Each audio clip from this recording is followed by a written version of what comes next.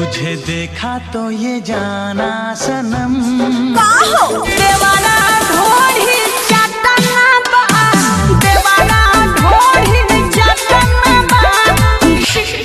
कुछ भी बोलते हो है ना। चले जाओ मेरी जिंदगी से अब। उसने जाने को कह तो दिया है, पर बुला लेगा फिर से।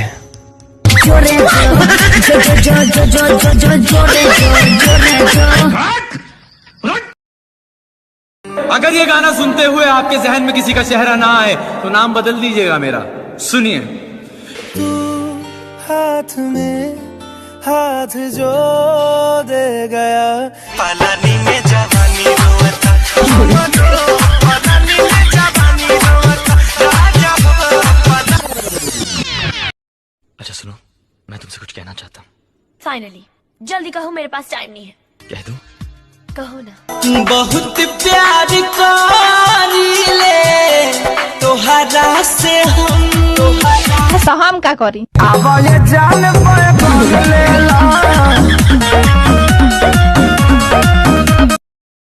ऐसे क्या देख रहे हो?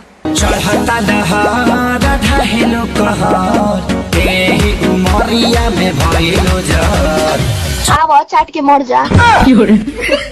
अरे कुछ लोग कह रहे हैं तेरी टांग तोड़ देंगे, फिर मैंने भी कह दी आ जाइयो कभी भी।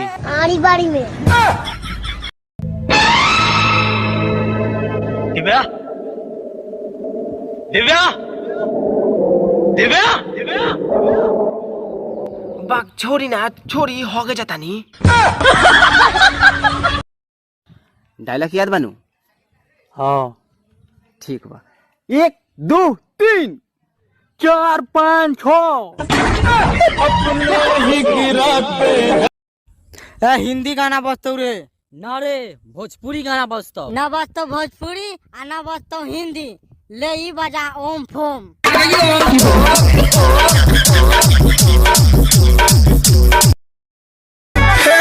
हम गोर रही कहबो इग्नोर कहिले तू, मिलते मरद हमारा के छोड़ कहिले तू। तोहरा मरद के रूप लागे एकदम कुरूप, जैसे चूल्हा पके जरलू हणिया बा। सुना बोला मर्द करिया बात का तोरा ले बढ़िया बा। अच्छा मर्द करिया बात का तोरा ले बढ़िया बा। कैसे? चल पुआना हो खोज ना करिया बा। मर्द करिया बात का तोरा ले बढ़िया बा। नौकरी पलू भागलू। आज तुझसे जो कहना है कहने दे, बड़ा लगलो रे जाने चुलबुलिया। अच्छा गोरी साइकिलिया से जालू इस पुलिया का हवा पुलिया पर।